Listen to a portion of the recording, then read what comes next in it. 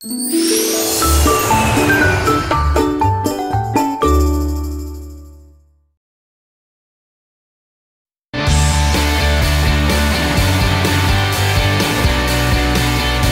여러분의 아침 햇살이 되고 싶은 남자 김윤웅입니다. 굿모닝, 여러분의 아침 공기가 되고 싶은 여자 수혜정입니다. 자, 밖에서는 북한 도발, 안에서는 여중생 폭행 사건 등 각종 사건 사고가 많다 보니까 많은 분들이 날씨는 선선해졌지만 열 오르는 일뿐이다라고 말씀을 하시더군요. 네, 이런 기분이 마치 반영이라도 된 듯 오늘 아침부터 잔뜩 흐린데요. 낮부터는 남부지방에 비가 내리고 밤에는 충청 지역에도 비가 온다고 하니까요. 우산 미리 챙겨두셔야겠습니다. 자, 날은 흐리지만 이 시간만큼은 맑음이길 바랍니다. 맑고 밝은 소식들 가득 안고 오늘도 달려보겠습니다. 다 함께 출발!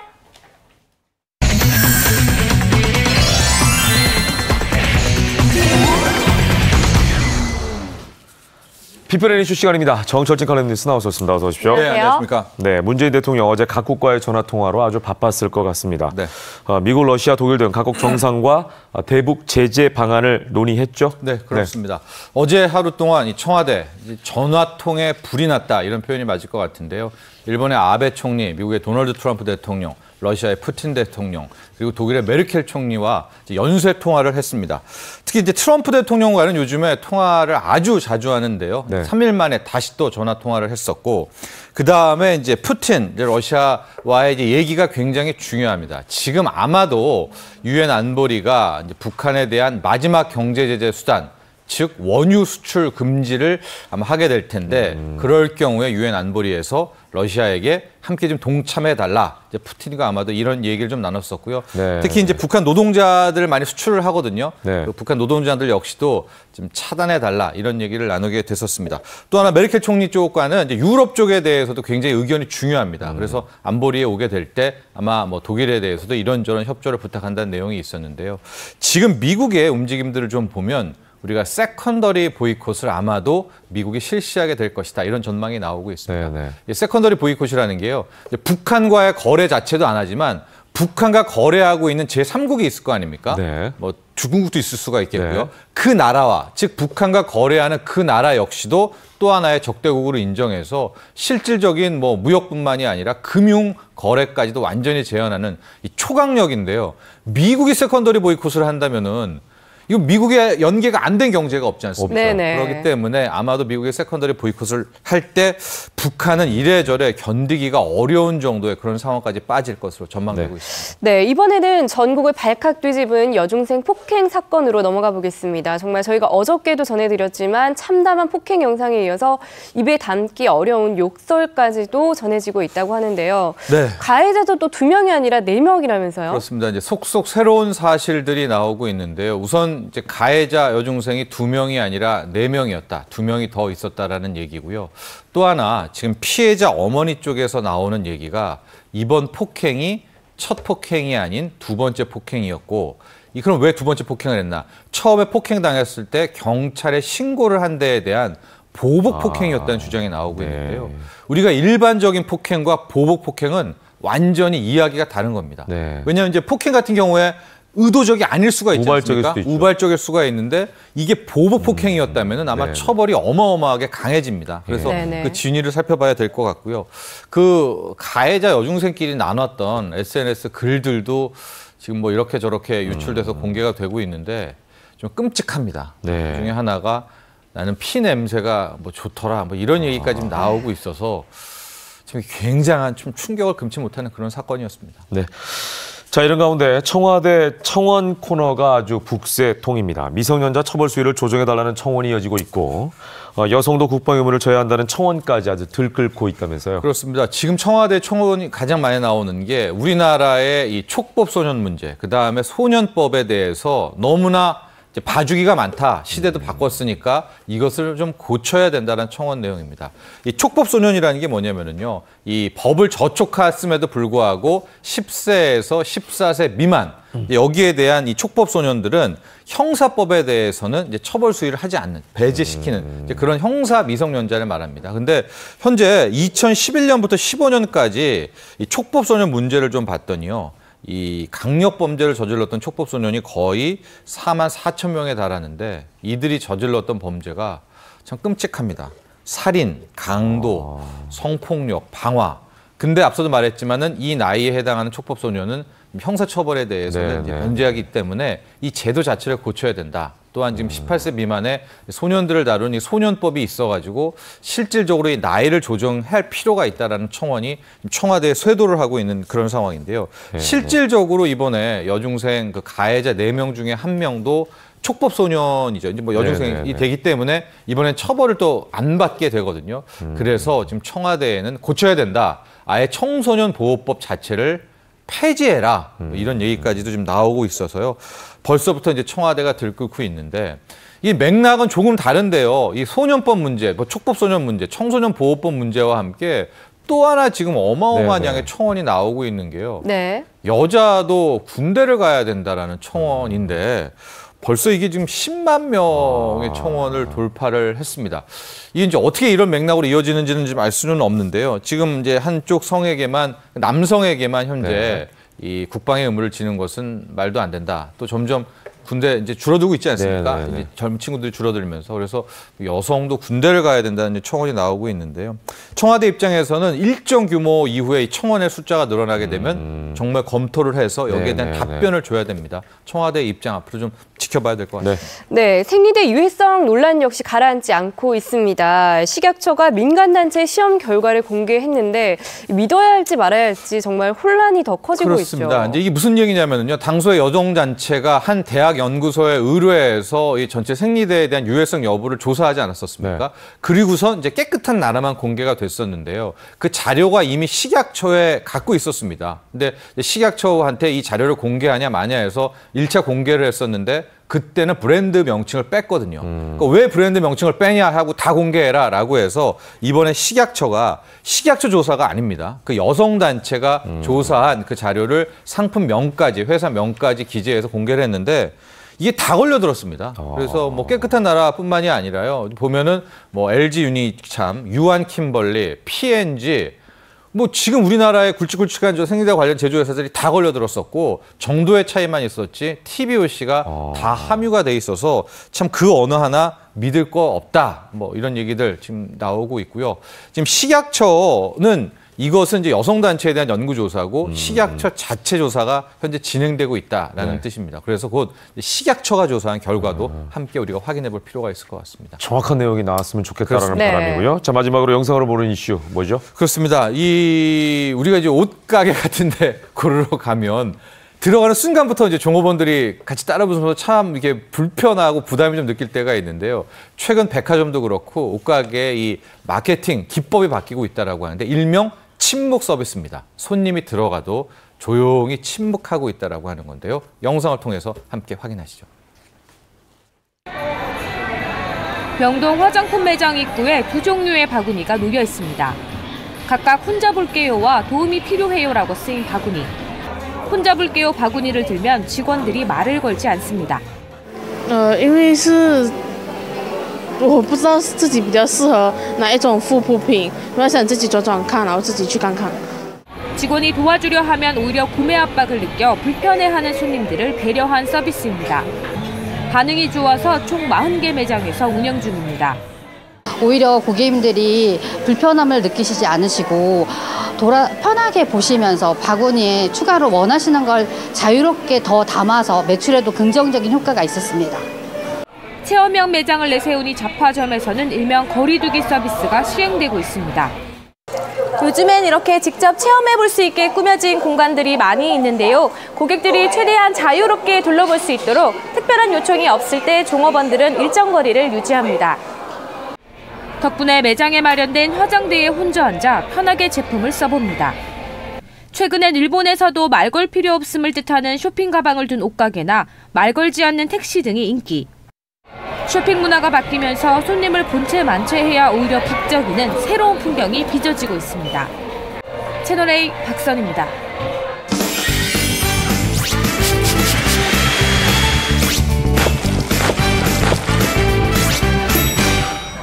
살림구단 엄지척 시간입니다. 오늘은 네. 스튜디오에 아주 맛있는 냄새가 진동을 하고 있죠? 네, 입에 침이 고입니다. 빨리 시작하고 싶은데요. 네, 자 모실까요? 강혜정 선생님 그리고 이호선 살림 전문가 두 분 모시겠습니다. 어서 오십시오. 안녕하세요. 네. 안녕하세요. 네, 반갑습니다. 제가 아침부터 정말 자극적입니다. 자, 오늘 주제는 뭔가요? 오늘의 주제는요. 네.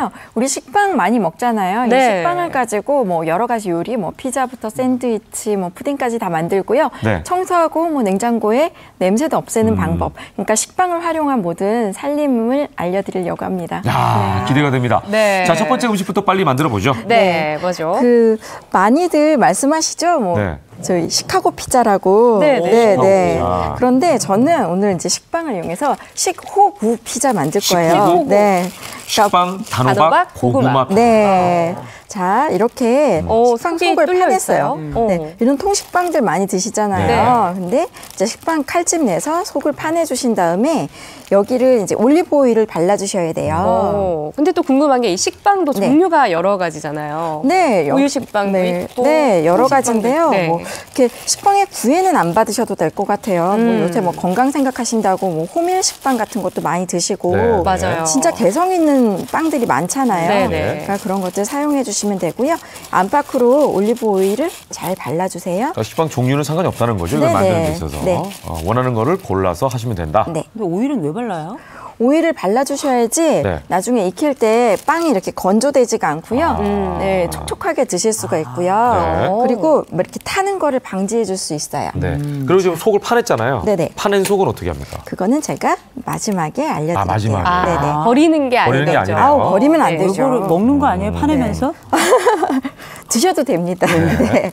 자, 이렇게 피자 소스를 잘 골고루 발라주세요. 피자 소스를 제일 먼저 안쪽에다가 네. 벽에다가 다. 네, 다 이렇게 꼼꼼히 발라주셔야지 나중에 드실 때 싱겁지 않게 드실 수가 있어요. 네. 자, 이렇게 하고 그다음에 이제 치즈. 치즈가 또 빠질 수가 없죠. 네. 토핑을 하는 네. 거네요, 그러니까. 네. 네. 토핑하실 때 뭐 여러 가지 넣어주셔도 되고요. 저 같은 경우에 지금 이제 야채를 뭐 브로콜리, 파프리카, 뭐 양파를 베이컨하고 같이 볶았어요. 한번 볶아주셨네요. 네네. 볶아서. 그러니까 왜냐하면 이제 지금 오븐 없이 프라이팬에다 할 거기 때문에 안에 재료들을 다 익혀주셔야 돼요. 근데 저희가 사실은 이 토핑, 네. 저는 이제 토함산이라고 부르는데 네. 토핑을 한 판 산만큼 이렇게. 네. 근데 이제 그렇게 저는 듬뿍 넣는 걸 좋아하는데 토핑의 양은 상관이 없나요? 이렇게 만들 때는? 토핑의 양은 상관이 없지만 너무 많으면 이제 칼로리도 그렇고요. 과유불급이라고 참. 네. 그 생각을 안 해봤네요, 칼로리. 네. 네. 고구마도 지금 넣어주세요. 네, 이렇게 먹으면 되게 맛있어요. 익힌 고구마. 네, 익힌 고구마, 익힌 단호박. 그러니까 이 안에는 다 네. 한번 볶거나 익혀서 넣어야 되는 거네요. 네네. 이렇게 넣어주시고 여기에 그 바질 페스토예요. 이거는 이제 소스 코너에 가면 있어요. 파는 거죠? 네네. 아, 바질 페스토? 네. 바질 페스토를 좀 뿌려주시고요. 그다음에 치즈를 한 번 더 엎어줄게요. 자, 한번 정리를 해볼게요. 식빵을 파고, 네. 예, 그리고 그 안에 밑에다가 토마토 피자 소스를 소스를 바르고 얹고, 네. 거기다가 이제 각종 채소와 네. 베이컨 같은 걸 한번 네. 볶아서 위에다 얹고, 또 호박과 고구마까지 얹은 호박과 고구마 뒤에 얹고, 바질 페스토하고 그 위에 다시 치즈, 다시 치즈로. 네. 그리고 이제 뭐 지금 올리브, 위에다가 올리브하고 예, 그다음에 토마토. 같은 거 예쁘게. 올리고요. 아이고. 그러니까 여기 보니까 식빵이 깊게 파이다 보니까 우리가 보통 피자 만들 때의 토핑보다는 두꺼워요. 그렇죠. 그죠? 알차게 넣을 수 네. 있을 것 같아요. 자, 두툼하게 들어갔습니다, 안쪽에. 자, 이렇게 해서요. 제가 저쪽 인덕션 쪽으로 좀 자리를 네. 옮길까요? 네. 네. 자, 자, 요거는 전자레인지에 넣는 게 아니라 네. 전자레인지도 아닌 오븐도 아닌 네. 프라이팬이네요. 프라이팬에 하시는데요. 네. 전자레인지에 하실 때는 이렇게 한꺼번에 막 5분 이렇게 돌리시면 탈 수가 있어요. 네. 지금 보니까 그러니까 바닥에도 네. 뭔가를 하나 깔아주셨네요. 종이 오일을 깔고 하셔야 돼요. 안 종이 그러면 오일을? 타요. 그리고 제일 약한 불로 하세요. 제일 약한 약불로. 불. 네네. 약한 불로 해서 뚜껑을 꼭 얹어주셔야 돼요. 자, 이거 보니까 네. 프라이팬이 깊어야 돼요. 그러게. 수박 두께가 있으니까. 들어가야 되니까. 근데 만약에 이런 두꺼운 프라이팬, 깊이가 있는 프라이팬이 없다고 네. 하면 어떻게 되죠? 그러면요, 우리 일반 쓰는 프라이팬 있잖아요. 네. 거기에 종이 오일 까시고요. 네. 거기에 피자를 올려놓으시고 쿠킹 오일로 이렇게 피자를 잘 감싸세요. 왜냐면 열 이제- 전도율 지난번에 얘기한 거 네. 기억하고 하지 말고. 있습니다. 네. 쿠킹오일을 활용하라. 네, 열 전도율이 좋아가지고요. 사실 네. 이 안에는 치즈만 녹으면 네. 다 익어 있는 재료들이잖아요. 그렇기 때문에 이렇게 그렇게까지 막 오븐을 사용하지 않아도 되거든요. 그러니까 열을 가하는 거는 그 안에 들어가 있는 치즈, 중간에 한 번, 위에 한 번 들어가 있는 치즈를 녹이기 위한 방법인 거예요. 네네네. 그리고 저희가 네. 통식빵을 사용을 했는데 네. 보통 이제 빵집 가면 슬라이스된 빵이 그렇죠. 많잖아요. 네네. 그런 빵들도 활용을 할 수 있을까요? 네, 좀 번거롭긴 해요. 다 일일이 따서 쌓아야 되는 번거로움이 있기는 한데 네네. 근데 재밌어요. 치즈가 녹으면서 옆으로 막 삐져나오거든요. 아. 네, 그래서 생긴 모양이 굉장히 재미있고 맛도 더하답니다. 그러니까 그 식빵을 이렇게 높게 쌓아가지고 네네. 그 정도 높이로 해서 중간을 뚫어서 똑같은 네네. 방식으로 해라. 똑같은 방식으로 네. 만드시면 돼요. 자, 두 번째는 뭡니까? 저 익을 두 동안에 딴 거 번째는 해보죠. 네, 반반 샌드위치인데요. 제목이 반반이에요. 네. 왜 그러냐면 반미의 반하다. 네. 베트남 샌드위치가 반미죠. 네, 반미. 네. 그 반미가 그 바게트라는 뜻이에요. 아. 네, 이제 이런 바게트를 사용하셔도 되고요. 네. 식빵을 좀 구워서 사용을 하셔도 되거든요. 네. 그러니까 바게트 너무 딱딱해서 싫으시다. 그럴 때는 이렇게 식빵을 활용하셔도 돼요. 식빵을 이렇게 통식빵을 반을 갈라가지고 네. 좀 이렇게 하신 다음에 네. 여기에다가 이제 마요네즈를 발라주세요. 마요네즈. 그리고 한번 구워주시는 게 좋아요. 뭐 오븐에 구워주시거나 뭐 프라이팬에 구워주시거나 식빵에다가 일단 네. 마요네즈를 네. 중간에다 넣네요. 네. 마요네즈 발라주시고 근데 이런 거 만들 때는 보면 오븐 같은 거 많이 쓰잖아요. 네네.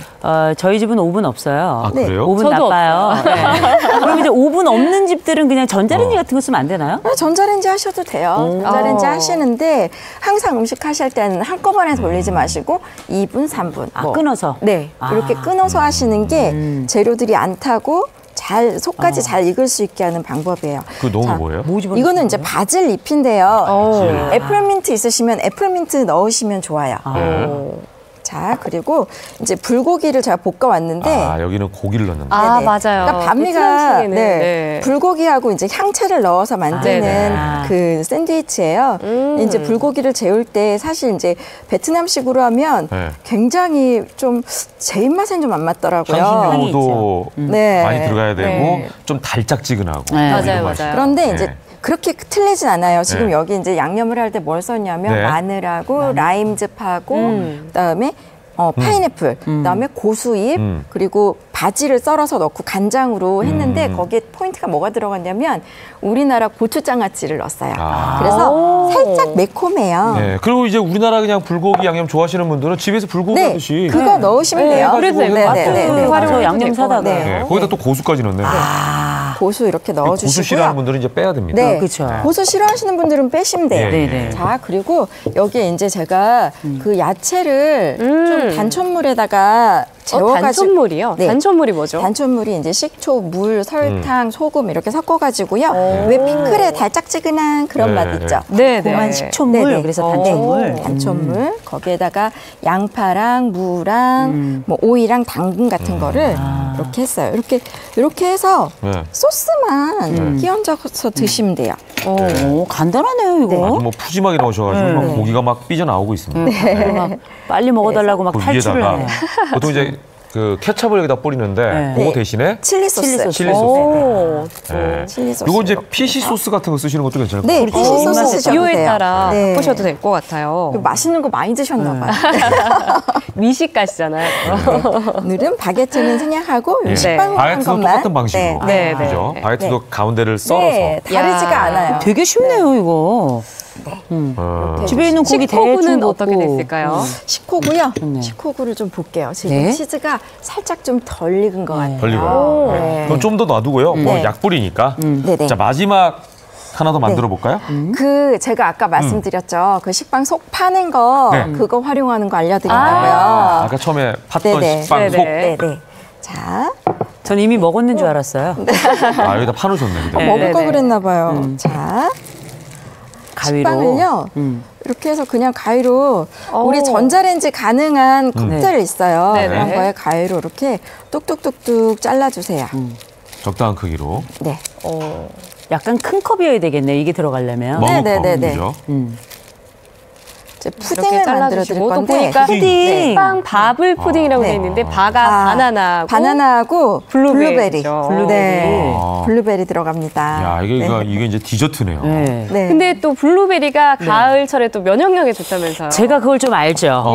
이 블루베리가 네. 우리가 안토시아닌이라는 게 되게 유명하잖아요. 맞아요. 이 안토시아닌이 진짜 많이 들어가 있어가지고 우리가 흔히 슈퍼 블랙푸드라고 부르는데요. 맞아요. 이게 기본적으로는 비타민 C, 비타민 E, 뭐 칼슘, 뭐 망간, 뭐 인 굉장히 많은 이른바 우리가 알고 있는 비타민하고 무기질이 18종이나 들어있습니다. 와. 굉장히 많이 들어있는데 이 부분이 사실 요새는 또 블루베리 싸잖아요. 야. 언제든지 구할 수 있기 때문에 네. 제가 볼 때는 이 가을 우리가 이 날씨 들쭉날쭉할 때 아주 최고의 면역력 유지 푸드다 이렇게 볼 수 있습니다. 블루베리 전도사시네요. 그렇죠. 예. 제가 이런 걸 어떻게 알았을까요? 아니 어쨌거나 그러면 바나나는 이제 블루베리, 네. 예, 바블이라고 하셨는데 바블. 만약에 바나나나 블루베리가 없다고 하면 다른 걸로 대체해도 되나요? 근데 요즘에 그 사과 많이 나오잖아요. 네. 네. 사과를 넣으면 그 사과 파이 맛이 나는 푸딩이 돼요.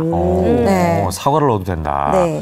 자, 지금 공정은 지금 보니까 공정이라고 말씀하셨어요. 공정, 과정이. 과정, 네. 예, 제가 중간 공정.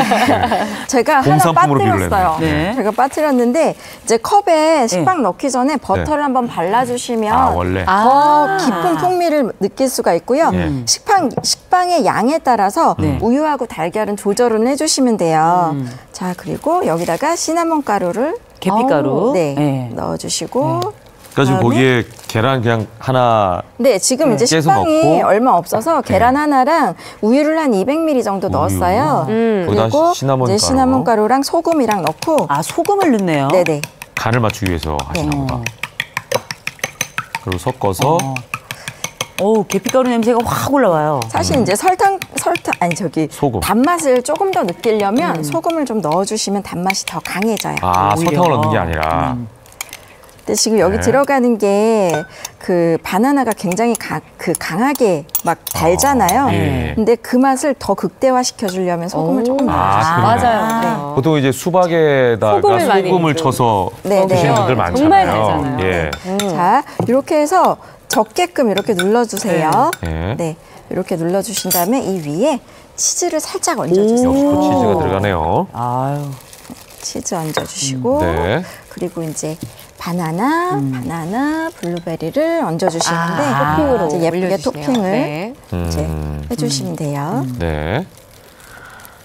자, 이 만드시면서 네. 이제 식빵을 많이 활용하잖아요. 네네. 근데 이제 식빵을 활용하고 난 다음에도 남는 식빵이 있을 거 아니에요. 꼭 그죠? 맞아요. 저 같은 네. 경우는 뭐 식빵을 한꺼번에 한 네. 뭐 서너 개씩 그냥 사거든요. 네. 그러다 네. 보니까 보관하는 게 좀 굉장히 어렵긴 하더라고요. 보관하실 때 네. 냉동에다 해야 되나 냉장에다 해야 되나 굉장히 고민하시는 분들 네네. 많은데 실온에다 두니까 생각이 나더라고요. 상하죠. 네. 그럴 때 냉장고에 놓으시면 그 모든 반찬 냄새를 다 머금은 식빵을 드실 수가 있어요. 왠지 이상한 맛이 그리고 나더라. 뻣뻣해요. 네. 그렇기 때문에 냉동 보관을 해주셔야 되는데 냉동 보관. 네, 냉동고에 또 이렇게 넣으시면 네. 또 이걸 다 달라붙어가지고 못 드실 경우도 있어요. 드실 때마다 이걸 띨 수도 없고 네, 네. 그럴 때는 이제 보관 방법을 알려드릴게요. 네. 자, 이거 다 만들었는데요. 일단 이건 다 만드셨어요. 네, 이건 전자레인지에 2분에서 3분 정도 돌려주시면 되는데 뭐 1분 30초, 1분 30초 이렇게 끊어서 자, 해주시면 그거만 좋아요. 볼게요. 위에다가 네. 바나나 썬 거하고 블루베리 넣고 거기다가 뿌린 건 뭐예요? 파슬리요. 파슬리. 네네. 예. 그렇게 해서 자, 그렇게 해서 익혀주시면 전자레인지에다가 되고요. 2분. 네. 2분. 네. 2분. 네. 그러니까 2분에서 3분 정도 해주시면 되고 네. 자, 아까 보관 방법 물어보셨죠? 네. 제가 지금 이렇게 접어놨는데 비닐봉지에다가 한 번 먹을 것이 그러니까 네네. 원래 2장 정도 같이 먹잖아요. 먹죠. 샌드위치 네. 하느라고 네. 그러면 비닐봉지에다가 넣으시고 딱 가운데를 이렇게 손으로 하시고 네. 이렇게 접어서 네. 이렇게 닫아주시는데 여기 끝부분을요 네. 이렇게 돌돌돌돌 말아서 이 식빵 사이로 이렇게 넣어주세요. 예, 예. 그러면은 이제 마르지도 않고 이제 잘 드실 수가 있으세요. 네. 그래서 이렇게 밀폐용기에 넣어서 뚜껑 닫아서 냉동 보관해 주시면 돼요. 냉장이 아닌 냉동 보관. 얼려서 네네. 필요할 때마다 꺼내서 드시면 네. 되고. 그러면 유통기한은 뭐 무한정이겠네요. 그러게. 아니 뭐 그렇게 오래 드시지 마시고요. 네. 한 달 정도? 한 달. 네, 네. 그렇게만 냉동 해주시면 될 것 보관이지만 같아요. 한 달 정도. 네. 그렇다고 나중에 이제 진짜 이사 갈 때나 그렇죠. 이거 뒤늦게 발견. 꺼내가지고 여기 식빵이 있었네. 거의 이렇게 할 미라가 건 돼 아니라는 있죠. 거죠. 거의. 그렇죠, 그렇죠. 네. 예. 네, 자, 그리고- 이제 저희가 네. 생방송을 녹았어요. 네. 사이에 네. 예, 드디어 인덕션에 올렸던 열어볼까요? 네네. 기다리시던 네. 시식 타임입니다. 예. 요게 따끈해요. 네. 야. 지금 치즈가 약간 덜 녹긴 했는데 네, 치즈가 좀 덜 녹기는 했네요. 따끈하고 네. 그러니까 이게 왜냐면은 지금 가장 약한 불에다가 지금 네. 했기 때문에 위쪽에 있는 치즈가 좀 덜 안쪽에 녹았어요. 있는 치즈는 이미 다 녹았을 네. 것 같아요. 저 뭐 하나만 더 알려드려도 아, 뭐예요? 돼요? 네.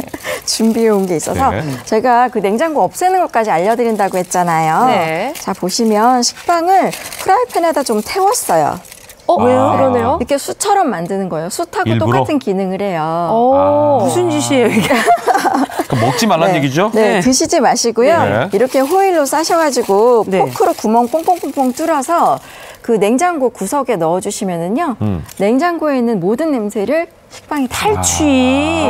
그러니까 그냥 식빵을 넣는 것보다 네. 이게 태워서. 네, 효과가 좋아요. 네. 태워서 거기에 좀 구멍을 이쑤시개 같은 걸로 이용해서 좀 네. 뚫은 다음에 호일에 싸가지고 냉장고에 넣어두시면 네, 네. 탈취 기능이 탈취 효과가 있다. 탈취 기능이 예. 다양하네. 아, 저는 이 시간을 기다리는 이유가 네.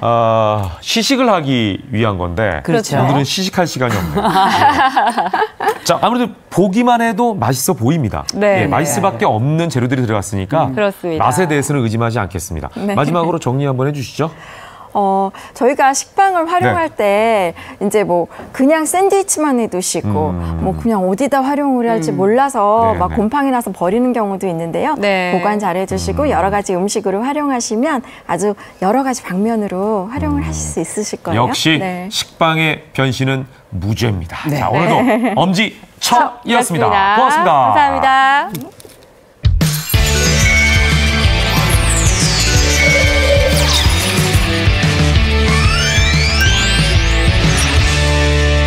자, 여러분의 건강을 책임지겠습니다. 치유비책 시간입니다. 네. 청고마비의 계절. 말도 살이 찐다고 하지만 풍성한 먹거리에 우리도 살이 찌는 그런 계절이 돌아왔습니다. 하지만 네. 비극적이게도 나는 왜 항상 살이 찌는데 저 사람은 살이 안 찌지? 라고 생각하는 경우가 많이 있죠. 네, 그렇습니다. 비슷하게 먹고 운동하는 것 같은데 왜 나만 살이 찌나 이런 궁금증이 있으신 분들 네. 채널 고정해 주시기 바랍니다. 같은 밥을 먹어도 살이 안 찌는 체질로 바뀔 수 있는 방법이 있다고 하네요. 자세한 얘기 전문가 두 분 모시고 나눠보겠습니다. 네. 오늘 이승남 가정의학과 전문의 송영섭 한의사 나와주셨습니다. 어서 오십시오. 반갑습니다. 안녕하세요. 두 분은 살이 네. 안 찌는 체질로 보이는데 어떠신가요? 관리하시는 거예요? 안 찌는 체질? 아니 관리도 하지만 네. 관리 안 하면 망가지는데 그러니까 한 이 몸무게 유지한 게 한 30년 가까이 되기 때문에 정말 살 안 찌는 체질이 있는 거예요? 살 안 찌는 체질이 약간 있습니다. 약간. 그건 뭐냐면은 네. 우리가 효정 씨, 네, 우리가 에너지 가장 많이 안 쓸 때가 언제? 잘 잘 때 때. 아니에요? 그렇죠. 바로 이렇게 가만히 잘 때 안 움직이는데 네네. 이때 쓰는 에너지가 또 우리가 기초 대사량이라고 그래요. 근데 그때는 뭐가 중요하냐? 우리 몸에서는 근육이 중요한데 우리가 근육은 우리가 칼로리를 갖다가 한 10칼로리를 사용하면은 네. 지방은 4칼로리밖에 생각 안 하는 거예요. 네. 그래서 근육이 많은 기초 대사량이 많아지게 되면은 바로 살이 안 찌기 때문에 이런 체를 살이 안 찐다고 그러고 나는 물만 먹고 살쪄요. 그런 사람들이 있어요. 그런 사람은 뻥입니다. 딴 거 먹습니다. 물만 먹으면 굶어 죽기 때문에 바로 기체 대사량이 높은 사람, 근육이 많은 사람이 살이 잘 안 찌는 체질입니다. 네, 그러면 한의학에서는 뭐 살 찌는 체질, 안 찌는 체질 또 어떻게 나뉘나요? 그 이제 뭐 체질로 이제 아예 나눠버리는 경우들이 있는데요. 네네. 이제 살이 좀 잘 찌는 체질은 뭐 태음인, 소양인 같은 체질이 좀 네. 살이 잘 찐다고 하고요. 살이 잘 안 찌는 체질은 뭐 소음인, 또 태양인 같은 체질이라는데 이게 무슨 얘기냐면은 기본적으로 우리 몸에서 이제 뭔가를 흡수를 했을 때 저장하는 기관이 있고 배출을 시키는 기관들이 있어요. 네. 근데 저장하는 기관 쪽이 좀 더 활발한 그런 사람 부류는 살이 좀 잘 쪄요. 근데 배출을 시키는, 배설을 시키는 기관들이 좀 더 활발한 사람들은 살이 잘 안 쪄요. 그 차이가 크게 있는 거거든요. 그래서 보면은 똑같이 먹어도 살이 좀 안 찌는 사람들은 신진대사가 좀 더 높아요. 그리고 분명히 약간 좀 빨빨거리고 돌아다니고 말도 좀 많을 수 그런 경향들이 없지 않아 좀 있거든요. 그런 걸 보면 한의학적으로 봤을 때도 좀 나뉘어진다라고 보시면 될 것 같아요. 예외도 있겠죠? 예, 네. 저 같은 경우는 밥 먹자마자 화장실 가는 스타일이고 오. 예. 그리고 뭣도 막 많이 이렇게 하는 스타일이기도 한데 그럼에도 불구하고 살이 좀 찌는 체질이에요. 예. 운동 안 하면. 나가는 예외도 거에 있다. 비해서 많이 드시는 거죠. 그럴 수도 있겠네요. 그렇죠. 예. 자, 스타들의 인터뷰를 보면 이제 이런 경우 있지 않습니까? 그럼요. 예. 우리가 뭐 연예인들이나 스타들 네. 얘기 들어보면 저도 늘 하는 얘기지만 체질이 바뀌었어. 뭐 이런 얘기 하거든요. 제가 볼 때는 살짝 비겁한 변명 같기도 한데 진짜 체질이 그렇게 바뀔 수도 있는지. 네. 체질이 바뀔 수도 있습니다. 그러니까 가수 경리 같은 경우는 고3 전까지는 살이 진짜 안 찌는 체질이었는데 고3 때 갑자기 살이 확 찌는 체질로 바뀐 거예요. 네. 왜? 스트레스 받아가지고 고3 때. 스트레스. 근데 예정아 씨 같은 경우는 굉장히 몸이 좋으시잖아요. 네. 이분 같은 경우에는 근육량이 굉장히 많기 때문에 많이 먹어도 살이 안 찌는 체질, 즉 기초 대사량이 높기 때문에 살이 잘 안 찝니다. 자, 그러면 나이를 먹고 유난히 많이 늘어났던 뱃살 네네. 혹시 살찌는 체질과 관련이 있는 건가요, 뱃살도? 그렇죠. 이게 체질이 완전히 바뀌어서 그렇다라기보다도 네네. 이제 얘기하신 기초 대사량이 떨어지기 때문에 그래요. 네. 그러니까 아무래도 이제 갱년기가 지나가고 나이가 들면서부터 근육량도 줄고 그다음에 몸의 체온도 좀 떨어지다 보니까 네. 내 몸에서 기본적으로 쓰는 기초 대사량 자체가 줄어들기 때문에 먹는 양은 비슷해도 쓰이는 게 줄다 보니까 자꾸 뱃살이 나오게 되는 것입니다. 결국 살이 기초 대사량에 달려 있다는 생각이 드는데 그렇다면 기초 대사량이 뭐 어느 정도가 적정한지 좀 알 수 있을까요? 네. 보여드리겠습니다. 네. 이게 엄청 복잡하기 때문에 네. 여러분들이 사진을 찍어서 외워놓지 않으면은 이걸 계산을 할 수가 없어요. 네. 아, 지금 이제 다들 스마트폰으로 찍으시라고 네, 그래요. 찍으셔야 돼요. 굉장히 복잡하죠. 남자는 66.47 더하기 13.75 곱하기 체중 더하기 아이고. 5 야, 곱하기 키 빼기 6.76 곱하기 나이. 되게 복잡하네요. 여자는 665.1 더하기 9.56 곱하기 체중 더하기 1.85 곱하기 키 빼기 4.68 어이구, 곱하기 나이. 저희 세 문과는 번을 더해서 한 번을 빼야 되는 거고. 예. 그러니까 이걸 계산기로 하는 숫자가 계산을 못합니다. 복잡하네요. 예. 그래서 우리가 기초 대상을 봤더니 예. 나이가 20대 남자가 1728, 30대에서 49세가 1669, 50세 이상은 1498, 여자는 20대가 1311, 30대 40대가 1316, 50세 이상이 1252. 바로 아까 얘기했듯이 네. 네네. 50세 이상이 되게 되면은 근육량이 줄기 줄어들어요. 때문에 네. 기초 대사량이 줄어서 그래서 무슨 살이 찌냐? 나이 살이 나이 찌는 살. 거기 때문에 운동을 더 하고 단백질을 많이 먹는 게 그러니까 지금 중요합니다. 평균 기초 대사량이라고 나왔으니까 네네. 전도 연령 때면은 이 정도는 평균적으로 기초 대사량이 이루어져야 되는데 이거보다 좀 못하는 사람도 있을 거고 더 그렇죠. 많이 하는 사람도 있을 거 네네. 아니에요. 네. 덜 하는 사람이나 평균 있는 사람은 운동을 하거나 뭘 해가지고 올려야 된다는 말씀이죠. 그렇죠. 그래야지 살이 잘 빠집니다. 예. 그러면 기초 대사량이 뭐 높아야 된다는 건 알겠는데 네. 중요한 건 우리가 기초 대사량이 높다고 과연 이게 건강한 것과 동의어냐 이것도 좀 우리가 알아봐야 될 것 같은데요. 네네. 이게 운동을 해가지고 기초 대사량이 좀 적었던 사람이 그걸 좀 높이고 또 네. 근력이 좋고 그래가지고 나타나는 네. 기초 대사량의 그 하이 높은 수치 같은 경우는 건강이랑은 어느 정도 상관이 있죠. 근데 이꼴이라고 볼 수는 없어요. 동요라고 볼 수는 없어요. 예. 근데 예를 들어서 오드리 헵번 아시죠? 햇번 알죠. 네, 오드리 헵번은 이제 죽기 전까지 한 50kg 정도로 체중을 유지했다고 하거든요. 대단하네요. 키가 170인데. 근데 사람들이 먹는데도 살이 안 찌는 걸 보면서 섭식장애가 있는 게 아니냐. 뭐 이 정도까지 했는데 실제로 그의 아들이 이제 얘기했을 때 어머니는 섭식장애가 없었다.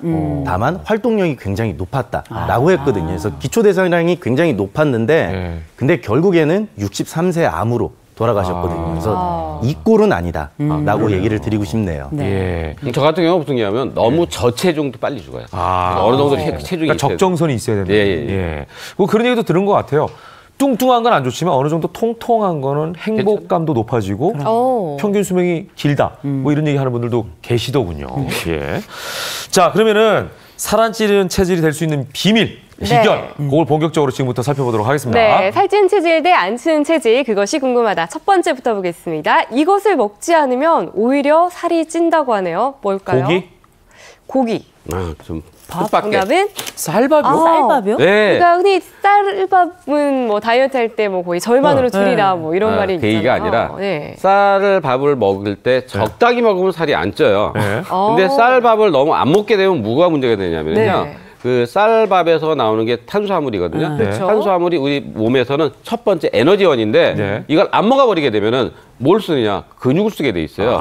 근육이 점점 줄게 되니까 아까 얘기한 기초 대사량이 줄어들기 때문에 문제가 되고요. 네. 그래서 미국에서 그 듀크 대학에서 연구를 했어요. 쌀을 이용한 다이어트 클리닉을 했는데 4주 동안 546명을 대상으로 했는데 해봤더니 쌀밥을 먹은 사람이 여성은 평균 8.6kg, 남성은 13.6kg가 빠졌어요. 더 중요한 게 있어요. 뭐예요? 1년 뒤에 예. 다시 한번 요요 현상이 있나 없나 해봤더니 네. 체중을 그대로 유지한 사람이 바로 68%가 되기 때문에 요요가 없다는 없다는 게. 아. 그래서 미국에서는 지금 쌀 소비량이 20년 전보다 2배가 늘었습니다. 그러면 쌀 대신에 밀가루를 섭취하는 것도 좀 탄수화물의 일환이니까 요요를 막을 수 있지 않을까요? 그렇게 생각하시는 분들 좀 있어요. 네. 그래서 어차피 다이어트 할 때 흰쌀밥 먹지 말라고 그랬는데 지금 이제 먹으라고 하는 거 보니까 그럼 난 탄수화물 먹느니 내가 좋아하는 빵으로 먹을래. 뭐 파스타로 먹을래. 이렇게 얘기하시는 분들이 있는데 그러면 안 됩니다. 왜냐면은 형태가 달라요.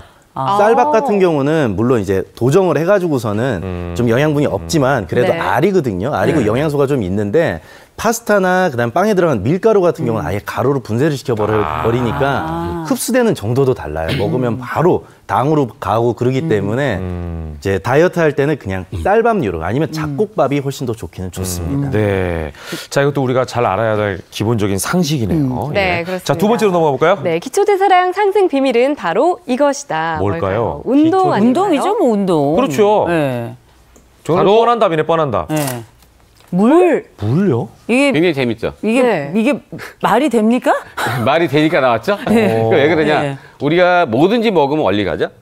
입으로 가죠. 입으로 가서 얼리 가죠? 아래로 가죠. 위장으로 가죠. 네. 이렇게 똑같이 물을 먹는데 물은 칼로리가 제로잖아요. 네. 물을 먹어도 물을 갖다 하려면 단기가 움직여야 돼요. 그러다 보니까 거기서 에너지를 소비하고 물을 먹게 되면 교감신경이 활달해져가지고서 에너지를 나면서 열을 갖다 쓰게 돼 있어요. 그래서 굉장히 재밌는 연구가 있는데 독일에서 실험을 했어요. 건강한 성인 남녀한테 500ml의 물을 갖다 주고 나서 에너지 변화를 측정했더니 10분 이내 에너지가 소비가 증가하기 시작해서 1시간이 지나자 평소 물 안 먹은 것보다 30%가 물어 에너지가 늘어난 거예요. 그래서 우리가 그 1년 동안에 매일 하루에 1.5리터의 물을 더 마시게 되면 1년 동안 17,400칼로리가 저절로 없어지기 때문에 물만 더 마셔도 1년에 한 2.4kg가 빠집니다. 특히 물을 먹을 때는 더 물이 좋아요, 찬물이 좋아요? 다 따뜻한 물. 미지근한 물이. 미지근한 물. 예, 찬물이 더 좋습니다. 아, 그래요? 예, 찬물이 들어가면 어떻게? 얘를 데우려고 에너지를 사용하기 때문에. 알았죠? 네. 아니, 그러니까 위를 속이는 거네요, 어떻게 보면은. 움직인 양 넣어줘서 움직이게 만들고 하고, 칼로리 쓰고. 그 자체는 칼로리는 없고. 예, 에너지를 갖다 만들게 사용하게 하고. 예, 이런 방식이 있고. 네, 자, 네. 세 번째로 넘어가 보겠습니다. 가을밤 운동 기초 대사량에 어떨까요? 가을밤 높인다. 요즘에 좀 운동인데요, 선선하고 하니까 뭐. 밤에 운동 많이 하잖아요. 엄청 많이들 나가시던데. 그렇죠. 예. 대사량에는 떨어뜨려요? 아, 왜 그러세요? 의외인데요. 예, 이게 어떤 얘기냐면은 가을밤 이제 과도한 운동 또 자기 전에 또 너무 심하게 하는 운동을 했을 때를 얘기를 하는 거거든요. 네. 딱 어제 저희 병원에 이런 환자분이 오셨어요. 그러니까 어떤 여성분이셨는데 살이 별로 안 쪘어요. 안 쪄가지고 근데 근육은 너무 없어요. 그래서 근육을 좀 많이 만들려고 PT를 해서 석 달을 했는데 근육은 조금 더 늘질 않았고 살도 안 빠지고 몸만 힘들다 이거예요. 그러니까 한의학적으로 봤을 때 몸에서 기허형이라고 있어요. 그러니까 기본적으로 좀 피로를 잘 느끼고 체력이 떨어지시는 분들이 과도한 운동을 했을 때 소화력이나 신진대사가 오히려 더 떨어져요. 기초대사량이 더 떨어지기 때문에 이게 자꾸 붓기가 더 생기고 다이어트가 안 되고 근력도 더 생기지 않는 경우들이 생기는 거거든요. 그래서 그런 경우에 때는 운동을 조금 차근차근히 강도를 높여가면서 너무 무리해서 내가 이제 이거 좀 다이어트 해봐야지 해가지고 그냥 한꺼번에 한 며칠 할 거를 몰아서 한다든지 이제 이런 문제가 되는 거네요. 특히 이제 밤에 운동하는 게 안 좋다는 거예요. 밤, 저녁 늦게. 알았죠? 자기 바로 직전에 운동하면 또 이것도 안 좋고. 왜냐하면 잘라고 몸이 세팅을 해놓고 있는데 살라고 세팅을 하고 있는 과정에서 너무 과도하게 하기 때문에. 오전에 하는 게 낫겠네요, 차라리. 근데 또 사실 가을이야말로 정말 다이어트하기 딱 좋은 계절이다. 또 이런 말도 있거든요. 그렇죠. 가을은 천고마비의 기질이지만 반대로 운동하기 좋은 계절이 왜 그러냐. 날이 추워지면 몸이 어떻게? 움츠러들고 떨잖아요. 네. 왜? 열내려고. 그러니까 뭐냐면 바로 체온을 갖다가 올리기 위해서 우리 몸에서 에너지가 저로 생성되기 때문에 날이 추워지는 가을에 운동을 하게 되면 살이 더 잘 빠지고 또 한 가지 중요한 게 우리 몸속에는 갈색지방이라는 게 있어요. 갈색지방이라는 게 있는데 갈색지방은 추울 때 운동을 많이 하면 얘가 많이 올라갑니다. 또 고추 같은 매운 것을 먹어도 올라가요. 근데 고추 같은 거 먹으려니까 고추장을 먹으면 짜니까 살이 찌기 때문에 안 됩니다. 그렇겠네요. 그래서 중요한 게 우리가 그래서 추울 때 하는 거가 자기가 그냥 뭐 밥 먹고 말하고 떠드는 것보다 에너지 소비가 더 많이 세한 거예요. 그렇군요. 예. 자, 이번에는요. 그러면은 먹어도 살 안 찌는 축복받은 체질로 변할 수 있는 또 다른 비법을 살펴보도록 할 텐데. 이 원장님께서 추천하시는 먹어도 살 안 찌는 음식. 비법 뭐가 있을까요?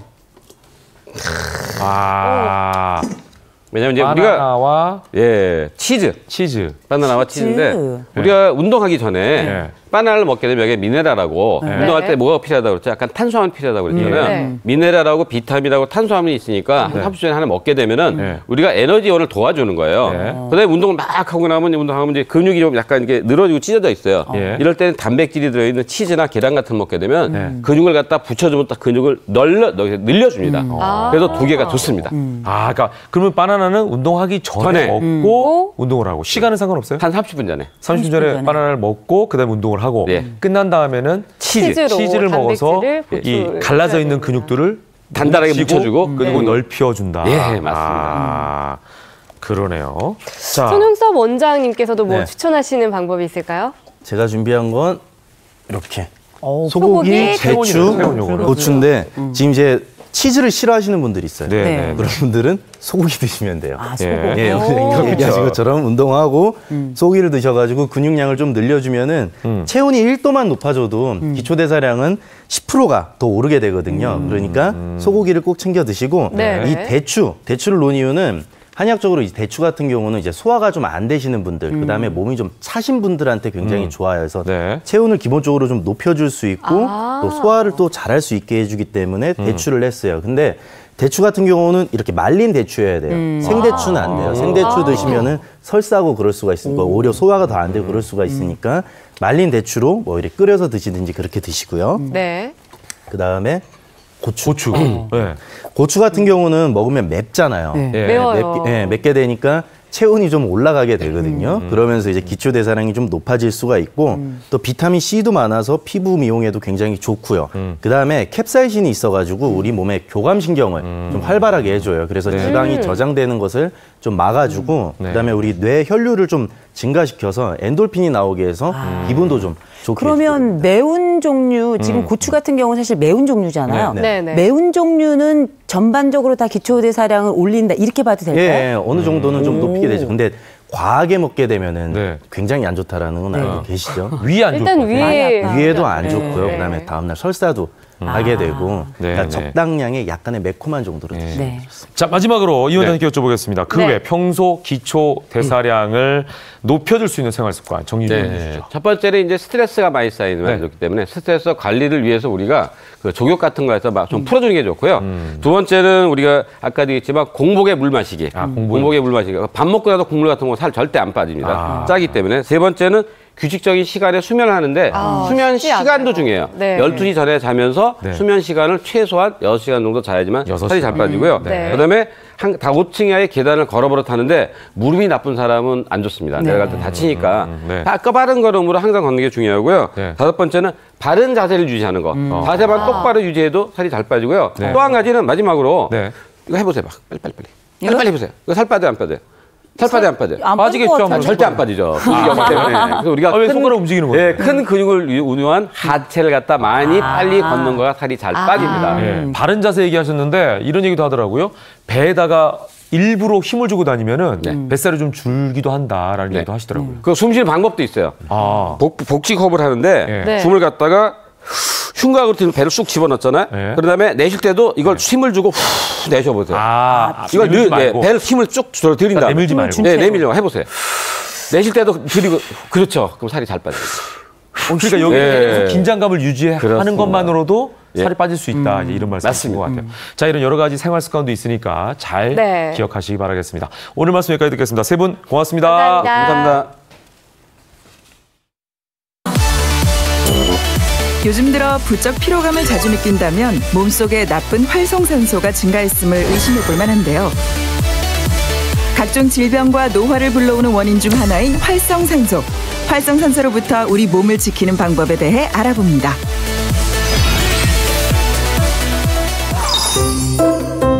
특히 중장년층에게 더욱 두려운 존재인 활성산소. 지호 씨도 예외는 아니었는데요. 아침에 일찍 이렇게 일어나서 이제 가족들 식사 준비하고 식사하고 그리고 이제 제 사업장으로 갑니다. 그러다 보니까 시간이 쫓기다 보니까 좀 피로를 많이 느끼죠. 지호 씨 과일을 찌기 시작하는데요. 활성산소로부터 건강을 지키는 비법 하나, 신선한 과일 섭취. 맛있겠죠? 좋은 과일, 신선한 야채를 이제 추구를 해서 그런 거 골라서 섭취하는 그런 습관을 들이고 있고요. 과일이나 채소의 비타민C는 체내에 생성된 활성산소를 없애는 데 효과적입니다. 그런데 유독 물을 많이 마시는 지호 씨. 차로도 마시고 그냥 마시기도 하고. 물만 잘 마셔도 건강을 지킬 수 있다더니 역시 비법은 물이었나요? 수소수예요. 활성산소로부터 건강을 지키는 비법 둘. 바로 수소수였네요. 제가 알고 있는 정보로서는요, 그 체내에 있는 그 활성산소를 제거해준다는 그런 정보를 듣고 저는 아주 온 가족이 많이 애용하고 있습니다. 활성산소 제거를 위해 매일 마시는 물부터 건강하게 마시는 방법을 고민했다는데요. 수소수가 활성산소를 낮추는데 정말 효과적인가요? 수소수는 우리 몸에 나오는 활성산소 중에서 나쁜 활성산소만을 집중적으로 없앨 수 있는 역할이 있기 때문에 향후 우리 건강에 매우 좋은 역할을 미칠 것으로 생각하고 있습니다. 골프 연습에 푹 빠져있는 배우 박정우 씨. 땀 흘린 뒤 꼭 찾는 것이 있다는데. 이게 수소를 만드는 거거든? 그가 꺼낸 것은 바로 휴대용 수소수기인데요. 연결을 하면은 5분만 기다리잖아? 그럼 이제 수소물이 되는 거야. 생수병을 수소수기에 합체시키면 금세 수소수가 뚝딱 만들어지는데요. 운동 전후에 수소수를 마셔주면 더욱 효과적이라고 합니다. 저한테는 딱인 것 같아요. 아무리 몸에 좋은 수소수라도 매번 챙겨 먹으려면 귀찮지는 않을까요? 요거를 하나 땄지? 빨리 먹어줘야 돼. 1시간이 지나면 효능이 없어요. 밖에 나가서 이제 사 먹어보기도 했거든, 사실은. 이거를 이제 한번 따가지고 먹으면 1시간 정도 지나면 농도가 없어진대요. 과연 사실일까요? 수소수를 생성한 직후 1000ppb 이상의 용존 수치를 확인할 수 있었는데요.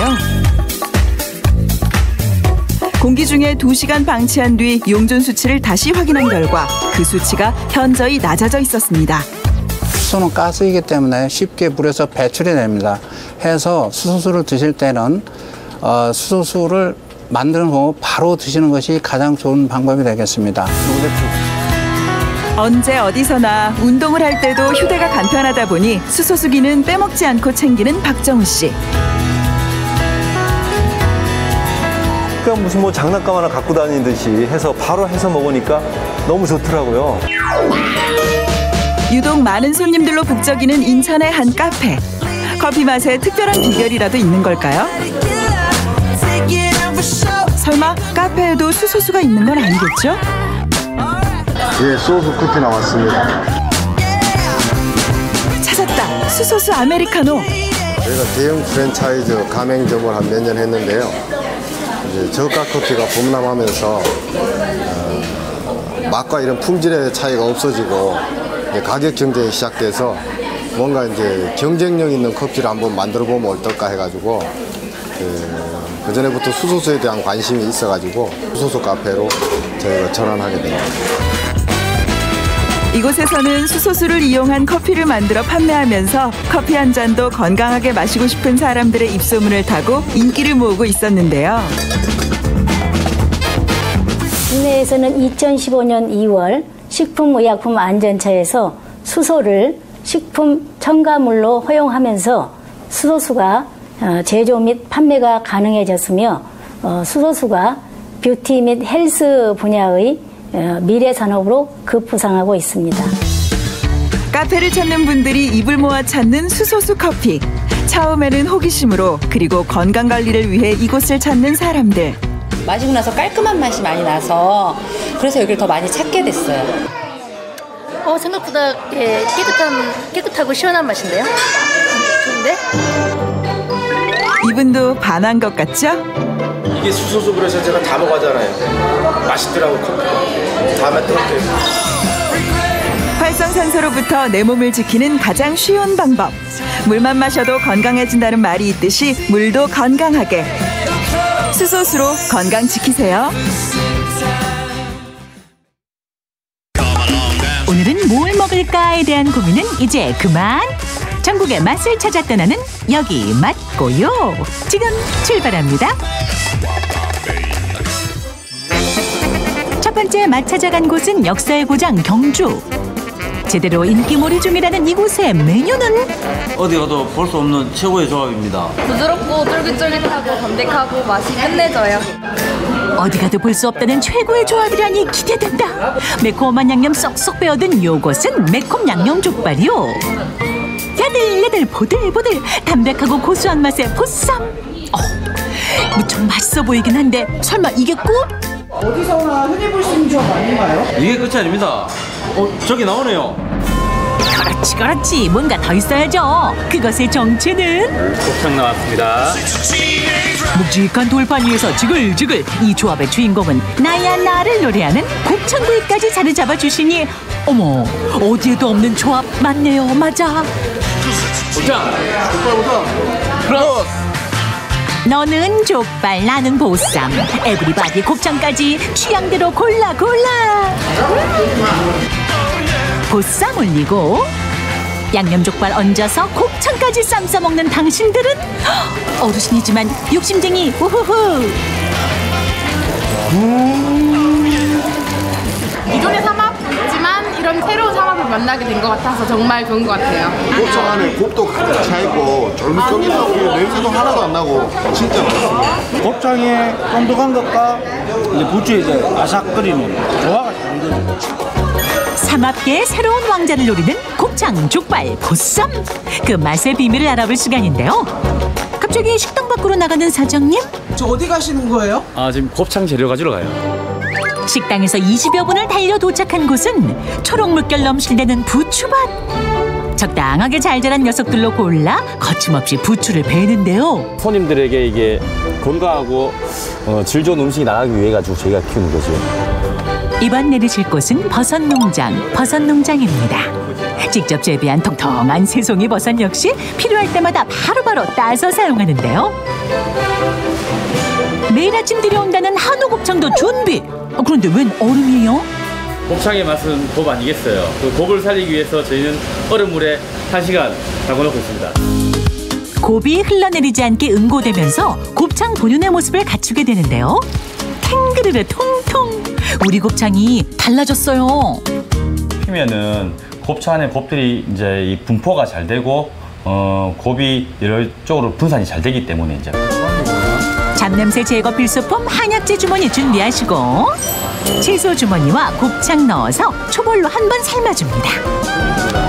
먹기 좋은 크기로 자른 곱창은 불맛 입히고 냄새 날리며 센 불에 한 번 더 익혀주는데요. 마지막으로 직접 개발한 마늘간장 소스에 볶아줍니다.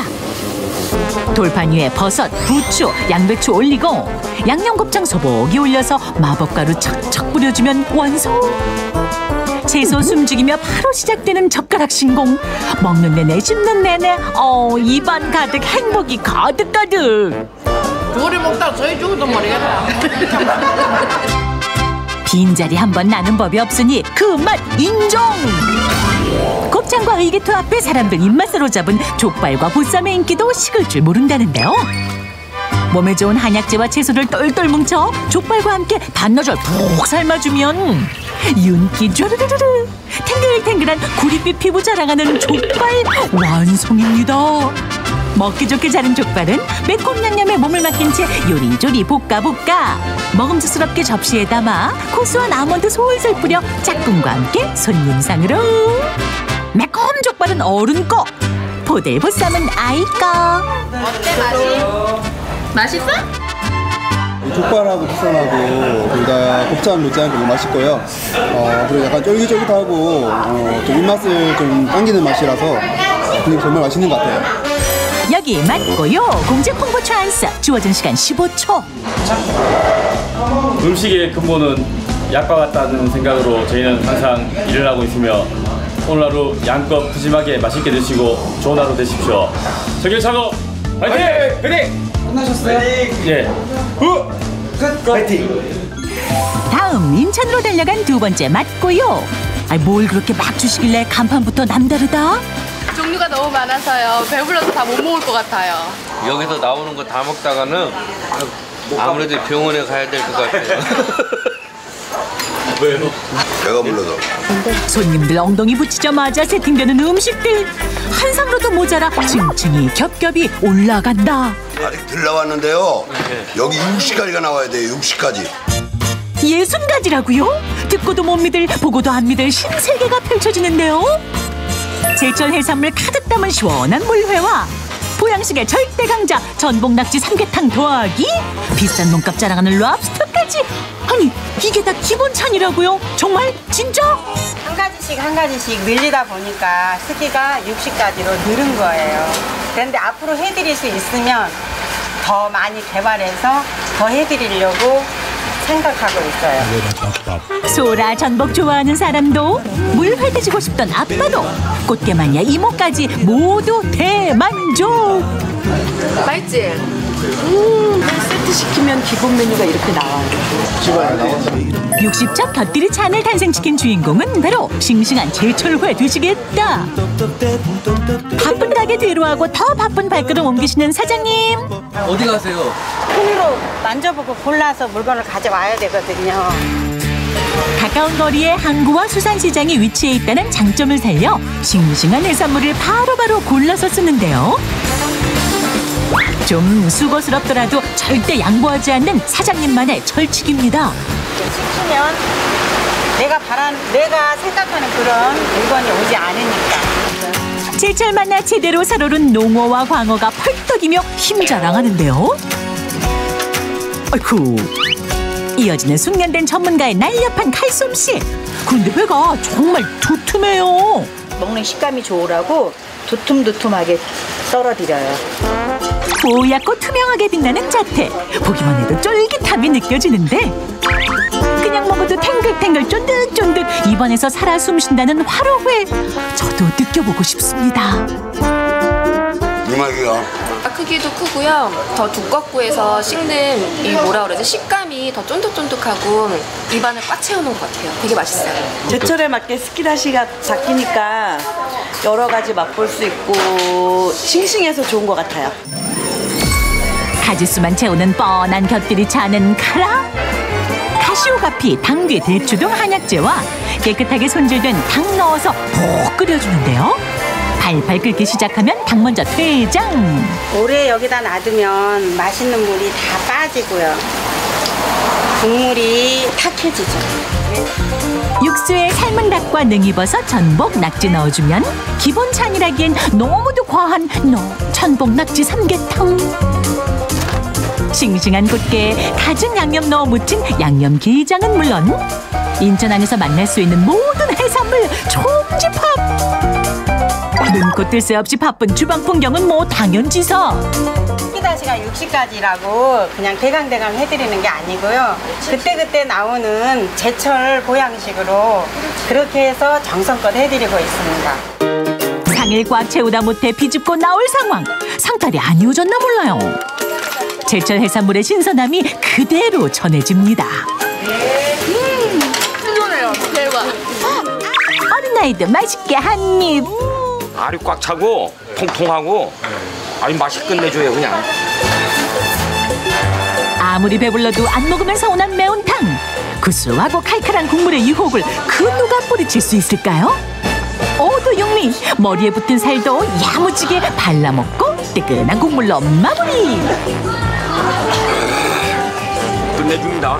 여기는 다른 사람을 모시고 와도 여러 가지 맛있는 음식이 여러 가지로 찌개다시가 많다 보니까 뭐 손색이 없고 입이 까다로운 사람도 다 맛있는 음식 잘 먹었다고. 공식 홍보 타임 고 찬스 쓰실게요. 15초 지켜주세요. 우리 가을 되면은요 전어하고 도다리가 서비스로 나갑니다. 많이 많이 오세요. 새꼬시로. 응? 새꼬시로. 새꼬시로. 아니, 도다리가 가을 되면 도다리하고 전어 제철 새꼬시로 나갑니다. 끝났습니다. 끝내겠습니다. 끝났대. 다 됐대. 천고마비의 계절 가을. 맛있는 음식 찾아 떠나는 여기 맛고요는 계속됩니다. 짧은 소식 전해드리겠습니다. 요즘 채소값이 너무 올라서 추석 물가 걱정하시는 분들 많으실 텐데요. 농협중앙회가 명절 성수품 수급 상황 점검에 나섰습니다. 농협 가락 공판장을 찾은 김병원 농협중앙회장은 추석이 한 달 남은 지금이야말로 장바구니 물가와 수급 안정의 골든타임이라면서 임직원에게 건강한 유통 생태계 조성을 당부했습니다. 또 농협이 운영하는 대형 판매점의 추석 명절 준비 상황과 5만 원 이하 선물 세트 구성 등도 함께 점검했습니다.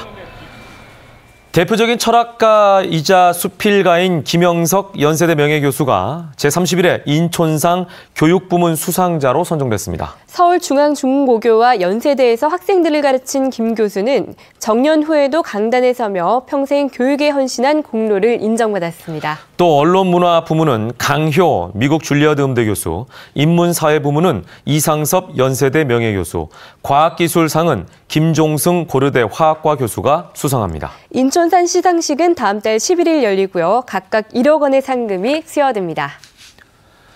9월 5일에 함께했습니다. 생방송 김현욱의 굿모닝. 오늘 소식 여기까지입니다. 네, 저희는 내일 아침 8시에 다시 찾아뵙겠습니다. 네, 여러분과 함께한 화요일 아침도 역시 변함없이 굿모닝이었습니다. 고맙습니다. 감사합니다.